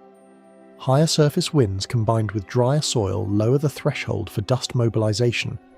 The critical wind speed required to begin moving soil particles decreases as the interparticle cohesion provided by soil moisture is removed. Mobilized dust reduces the albedo of the land surface by coating vegetation with a light-absorbing layer, which absorbs more solar radiation, which further increases surface temperatures. Higher temperatures increase the evaporative demand on whatever residual soil moisture remains, accelerating drying. The loop closes: dry soil, hotter surface, stronger boundary layer mixing, higher surface winds, more dust mobilization, surface darkening, more warming, drier soil. Each variable in the loop feeds the next. Once this loop gets going with enough intensity across a large enough area, it becomes partially self-sustaining. The atmosphere doesn't have to keep supplying the extreme forcing. The surface is generating its own amplification of whatever forcing the atmosphere provides. The 1930s had this feedback running at scale across the Oklahoma and Kansas panhandles, eastern Colorado and western Texas for years, a region roughly the size of New England caught in a loop that the atmosphere had partially triggered, but that the surface was sustaining and amplifying. The atmospheric forcing was real and necessary. The oceanic conditions that drove the persistent dry pattern were real. But the feedbacks that turned the dry pattern into the Dust Bowl required the surface degradation that human land use had created. The physics was waiting for the trigger. The trigger arrived. The current situation has none of that. Not the years of accumulated soil degradation, not the scale of broken sod, not the severity of moisture deficit that the southern plains carried into the mid-1930s. The distance between where things stand in May of this year and where things stood in 1935 is vast, and it should not be obscured by the structural resemblance of the atmospheric pattern. But the first step toward it is indistinguishable, in week 1, from an isolated event. The soil moisture anomalies that characterized May 1931 did not announce themselves as the opening movement of a decade-long catastrophe. They looked like a dry spring in a region that has dry springs with regularity, in a climate that oscillates between wet years and dry years in ways that farmers and ranchers had learned to absorb and wait out. The pattern looked like other patterns that had resolved. The difference only became apparent in the weeks and months that followed, in the recovery intervals that didn't recover fully, in the summers that came back harder than the ones before, in the gradual accumulation of deficits that never quite got erased before the next deficit was added. That is the nature of compounding. It looks like normal variability until it doesn't, and by the time it clearly doesn't, the gradient is already steep. Part 11. The quiet variables. Nobody is watching closely enough. There are some forces operating in the background of this story that don't fit neatly into the main narrative, but deserve an honest mention, because the full picture is always more complex than the central story, and intellectual honesty requires acknowledging complexity even when it doesn't resolve neatly, and even when its acknowledgement makes the overall assessment harder to summarize. The temptation in atmospheric storytelling is to let the most dramatic thread carry everything, to let the Dust Bowl analogy or the quasi-resonant amplification framework dominate the frame until the caveats feel like footnotes. They're not footnotes, they're load-bearing elements of an honest assessment, so here they are. The El Niño Southern Oscillation cycle is currently in a neutral phase, but trending toward a warm state. An El Niño event developing through the second half of 2026 would be, in many respects, the atmospheric opposite of the oceanic conditions that characterize the Dust Bowl era.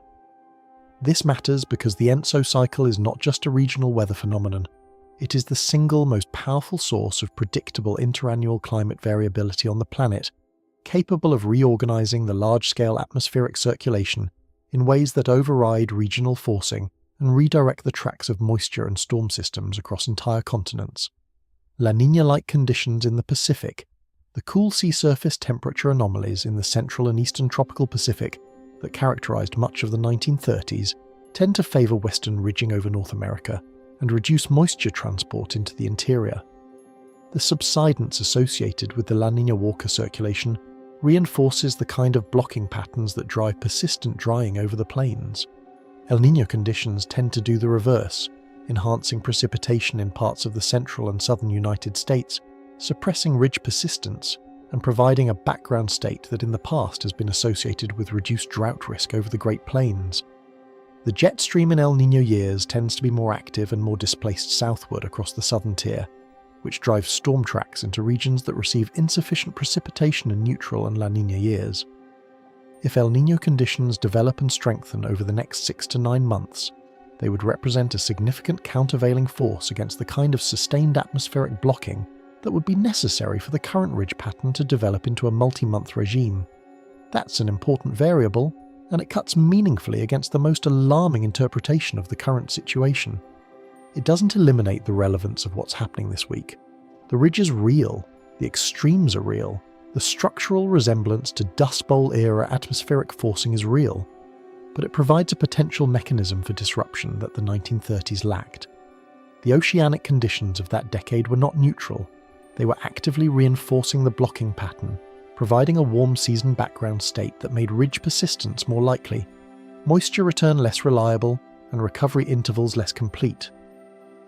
The 2026 oceanic trajectory, if it continues toward El Niño, may be working in the opposite direction.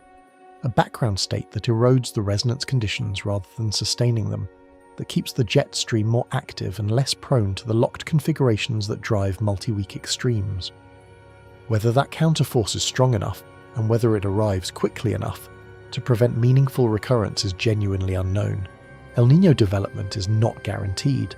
The current ENSO forecast shows a range of outcomes that spans from weak warming to moderate El Niño, and the skill of seasonal ENSO forecasts, while real, is far from perfect, particularly during the Northern Hemisphere spring, a period that forecasters call the spring predictability barrier, when the signal-to-noise ratio in the tropical Pacific is at its seasonal minimum and model guidance diverges most widely. Even if El Niño develops on the more robust end of the forecast envelope, its effect on specific regional weather patterns carries significant uncertainty at seasonal and longer timescales. The teleconnection between tropical Pacific sea surface temperatures and mid-latitude circulation is probabilistic, not deterministic. El Niño increases the likelihood of certain outcomes, it does not guarantee them. There are El Niño years with significant western ridge episodes. There are La Niña years without them. The background state shifts the probabilities, it does not write the outcome. There's also the matter of Arctic amplification and its contribution to the wave dynamics that form the physical core of this story. The research on Arctic amplification's effect on mid-latitude circulation is robust in establishing the foundational observations. The Arctic is warming at 2 to 4 times the global average rate, the equator to pole temperature gradient is weakening measurably, and this is theoretically and mechanistically consistent with a slower, more meandering jet stream and increased blocking frequency. These elements of the framework are well supported across multiple lines of evidence: observational records, reanalysis products, and the large ensemble climate model simulations that allow scientists to isolate the effect of Arctic warming from the background noise of internal variability. But the precise relationship between Arctic amplification and specific regional extreme events remains an active area of research with ongoing substantive debate among atmospheric scientists about the magnitude, consistency, and detectability of the effect. Some researchers argue that the Arctic amplification signal in blocking frequency is already clearly visible in the observational record. Others argue that internal variability is large enough to obscure the signal, and that the apparent increase in blocking frequency is not yet distinguishable from what natural variability alone could produce. The debate is not about whether the physics is real, it is about whether the effect is large enough and consistent enough across models and observational datasets to attribute specific events or trends to it with confidence. The framework is scientifically credible. The quantitative application of that framework to any specific event, this ridge, this week, this configuration, involves genuine uncertainty that the science has not yet resolved, and that honest engagement with the literature requires acknowledging. And seasonal timing matters in ways that cut in more than one direction. May is not July. The atmospheric dynamics of early summer are different from those of midsummer, when the thermal contrast between the overheated continental land surface and the relatively cooler ocean reaches its seasonal peak and provides the most favourable thermodynamic background for blocking and ridge persistence. In midsummer, the Pacific storm track retreats northward and weakens, reducing the frequency of Pacific disturbances that can undercut a western ridge. The moisture return from the Gulf of Mexico becomes more episodic and less reliable as the season progresses, and the upper-level flow pattern becomes increasingly dominated by the subtropical high. The background conditions for ridge persistence are, in other words, more favourable in July and August than they are in May. The fact that this pattern is appearing in May means we are at the beginning of the high-risk season rather than the middle of it. The window is opening, not closing. If the pattern is going to develop into something persistent, the summer progression of the seasonal cycle is still ahead of it, still capable of providing the background state that makes persistence easier to sustain. If it's going to break down and not return, the breakdown conditions are also still partly available in May, in ways they won't be in August. the Pacific storm track still has some residual activity. The Gulf moisture return is still more reliable than it will become later in summer. The atmospheric dynamics are still closer to their spring configuration than their summer one. May is a month of genuine meteorological ambiguity in the mid-latitudes, poised between the active, transitional dynamics of spring and the locked, amplified dynamics of summer. The pattern's emergence in May is not reassuring exactly. Early season establishment of a persistent regime is how the worst outcomes develop. But it is also not unambiguously alarming in the way that the same pattern appearing in late June or July would be. What all of these variables add up to is a picture of genuine complexity. Multiple forces operating simultaneously, with different vectors, on different timescales, with different degrees of certainty attached to each of them. The developing El Niño trajectory pointing toward disruption of persistence. The Arctic amplification signal pointing toward increased blocking frequency. The seasonal timing cutting in both directions simultaneously. The soil, moisture and vegetation conditions already being degraded by the current event in ways that would make recurrence more consequential, even if it weren't more likely. None of these forces individually decisive. None of them cancelling each other out cleanly enough to produce a clear answer. The honest assessment is that we are watching a situation with a real and documented structural resemblance to the atmospheric engine of the Dust Bowl, emerging under ocean and circulation conditions that are neither clearly reinforcing that resemblance nor clearly preventing it from developing further. The background state is genuinely ambiguous, the forcing is real, the countervailing mechanisms are real, the outcome is not yet written. That's not a satisfying conclusion for anyone who wants the analysis to resolve into a clear verdict. But it's the accurate one. And accuracy in situations like this is more valuable than the false clarity that comes from letting the most compelling narrative thread carry more weight than the evidence actually supports.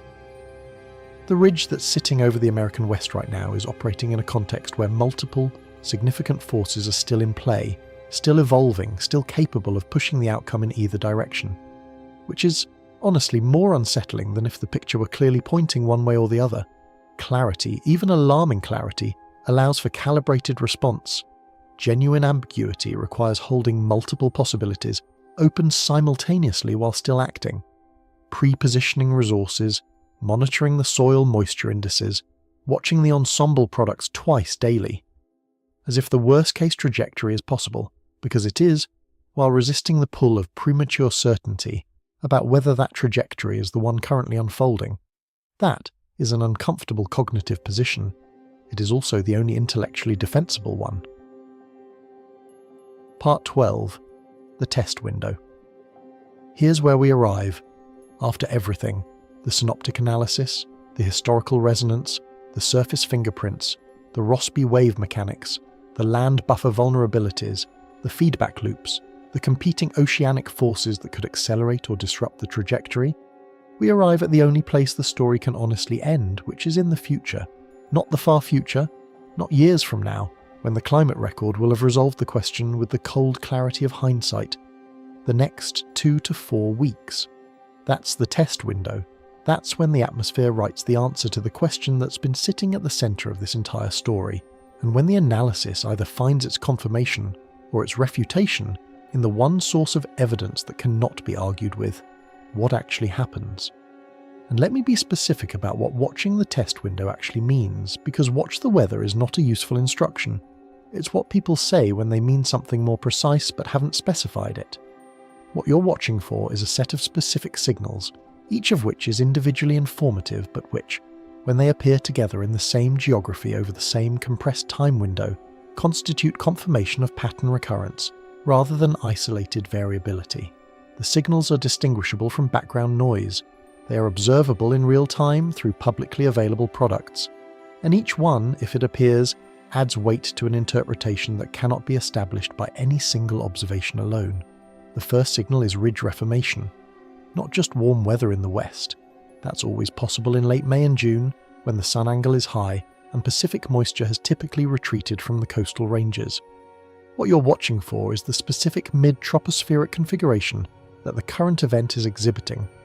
The 588 decameter geopotential height contour sitting over the American West, in the same geographic position, with the same spatial coherence and the same amplified northward extent, 2 to 3 weeks after the current episode breaks down. The height of that contour matters, its position matters, its organisation, whether it's a coherent, amplified feature consistent with quasi-resonant amplification, or a looser, transitional anomaly consistent with normal spring variability, matters. If the ridge rebuilds in that position with that organisation, the structural pattern has repeated. The upper atmosphere has returned to the same configuration. That's signal 1, and it's the foundation on which the others rest. The second signal is the red flag arc. If the continuous warning band from Montana to Minnesota reforms in the same corridor, not just scattered fire weather conditions in the interior west, where elevated fire danger in late May and June is unremarkable, but the specific geographic continuity crossing from the northern Rockies through the northern plains and into the upper Midwest. That's a confirmation that the surface fingerprint of the pattern is recurring, not just the upper-level structure. The surface fingerprint is the more important test in some ways, because the upper-level configuration is the engine, and the surface response is the consequence. And ultimately, it's the surface fingerprint that determines what the pattern means for the people and landscapes operating beneath it. An amplified ridge over the west that doesn't produce critical fire weather conditions at the surface is concerning in the abstract. One that re-establishes a 15-state warning arc is demonstrating its reach in terms that require no atmospheric interpretation. The third signal is soil moisture trajectory. The United States Drought Monitor updates weekly, every Thursday, and its soil moisture anomaly maps show the accumulated departure from normal conditions across the continental United States at spatial resolutions fine enough to track the evolution of a developing dryness pattern in near real time. What you're watching for is whether the soil moisture anomalies that are developing across the central plains under the current pattern recover during the breakdown interval, whether the 10 to 14 days of more normal circulation between the first and second ridge episodes bring enough precipitation and enough atmospheric moisture return to refill the deficit that the first episode created, or whether instead the soil moisture is still below normal or declining further after 2 weeks of nominally more normal circulation, because the precipitation return during the breakdown was insufficient to offset the drying accumulated during the ridge episode. If the drought monitor is showing expanding or deepening anomalies in the central plains at the start of the second ridge episode, the cumulative degradation gradient is not theoretical. It's in the data, updated weekly, publicly visible. The fourth signal is dust advisory frequency. A single dust advisory in the Chicago metropolitan area is a weather event. It gets written up in local media, posted on social accounts by people who have never seen the sky that colour, and filed away in the National Weather Service's event archive as a notable but isolated occurrence. 2 dust advisories in the same region within a month of each other, driven by the same boundary layer dryness mechanism in the same geographic corridor south of Interstate 80 in Illinois, where the agricultural fields are most exposed to northwesterly flow off the desiccated plains, is something different. It's the atmosphere demonstrating that the surface conditions required to produce that event didn't recover between episodes. The soil is still loose enough and dry enough, and the boundary layer mixing still intense enough, that a second wind event produces a second dust mobilization event in the same place. 1 is noise, 2 is a pattern. And the geographic specificity of where and when the advisories appear tells you something about how far the dryness has propagated, and how deeply it's embedded in the surface conditions. The fifth signal is temperature record clustering, not just warmth. Warmth in late May and June is expected and unremarkable across the western and central United States. What you're watching for is the specific targeting of century-old records from the 19-teens and 1920s, the early season temperature extremes that were set during the climatic era preceding the Dust Bowl, and that have sat in the historical archive for 100 years without being equalled. The Denver record from May 13, 1915 is not the only such record in the region. The historical temperature archive across the western and central United States contains dozens of early season readings from that era. Anomalously warm days in May and early June, set when the atmospheric configuration was doing something similar to what it's doing right now, that have never been approached since. If the coming weeks produce a cluster of these records being tied or broken across the same geographic corridor, the atmosphere is not just producing warmth, it is replicating the specific output characteristics of a specific historical era with a consistency that exceeds what general warming trends alone would predict. Taken individually, any one of these 5 signals could be noise. Ridge episodes happen, dust advisories happen, old records get broken in a warming climate. Weather is noisy and patterns have false starts, and the human tendency toward pattern completion is a known analytical liability that requires active resistance. But if 2, 3, 4, or 5 of these signals appear together over the same 3 to 4 week window, if the ridge reforms in the same position, the arc re-establishes in the same corridor, the soil moisture keeps declining through the recovery interval, the dust advisories recur in the same geography, and the century-old records keep falling, then the pattern has demonstrated recurrence across multiple independent observational systems simultaneously. And demonstrated recurrence of that kind is the only empirical basis for concluding that this is a regime rather than an event. One data point proves nothing about a trend. 5 data points in the same direction, across 5 independent observable systems, in the same compressed time window, constitute a convergence of evidence that is very difficult to explain with noise. That's not certainty. Nothing in atmospheric science is certainty at this timescale. But it's the closest thing to confirmation that the test window can provide. The Denver record from 1915 is the symbolic anchor for this story, and it's worth returning to it now at the end, because it does something that abstract atmospheric analysis cannot. It makes the historical resonance concrete and specific. When the National Weather Service issued a forecast for 90 degrees on May 13th, and the only precedent in the entire observational record for that market was a day in 1915, the atmosphere was effectively dating itself. It was not echoing 1950 or 1980 or 2012 with its severe and well-documented drought. It was echoing 1915, 15 years before the Dust Bowl's worst years, within the climatic era that preceded the catastrophe, before anyone knew what the next 2 decades were going to look like, before the black blizzards, before the Exodus. The atmosphere provided that reference point unprompted, through the simple mechanism of producing conditions that no intervening century of weather had replicated. That's not proof of anything. A single record tie is not a historical argument, but it is the atmosphere showing its work, identifying by the specificity of its own output which historical configuration it most closely resembles. Now the final question, which is the one that everything has been building toward: if the test window confirms recurrence, if the 5 signals appear in the next 3 to 4 weeks, with the consistency and geographic coherence that would constitute a pattern rather than noise, then we're observing in real time the early stages of an atmospheric regime that has not operated at this scale over the American interior since the conditions that produced the Dust Bowl, not a dust bowl. The distinction matters, and it should not be collapsed for rhetorical effect. The difference between the 1930s catastrophe and any potential modern analogue includes decades of improved soil conservation practices, the widespread adoption of no-till and reduced-till agriculture, the conservation reserve program's idling of the most erosion-prone acres, the shelter belts planted under the New Deal that are still standing across the northern plains, and a starting condition for soil moisture and vegetation, cover that, as of early May, was meaningfully better than what the southern plains carried into the middle years of the 1930s. The exact catastrophe is not simply reproducible by atmospheric pattern alone. The land system matters. The land system today is different. But the atmospheric engine that drove the catastrophe, the persistent western ridge, the dry downsloping flow across the eastern slopes, the blocked Pacific moisture, the humidity collapse across the interior, the feedback between desiccated surface and deepening boundary layer and increasing winds, that engine is capable of running again. It has the thermodynamic fuel. It has the dynamical structure. It has, in the Rossby wave framework and the Arctic amplification background, the mechanism for persistence that the science has spent the last 15 years articulating. Whether it runs persistently is what the next 2 to 4 weeks will begin to answer. The record tells you what happened today. The pattern tells you what happens next. Right now, the record is 111 years old and newly tied, and the pattern is still being written. The next chapter, whether it turns out to be a footnote in the meteorological archive of a dramatic May, or the opening paragraph of something far more significant, is being written by the atmosphere in real time, beginning now. Either this week was the last unusual thing we see from this configuration for another generation, or it was the first.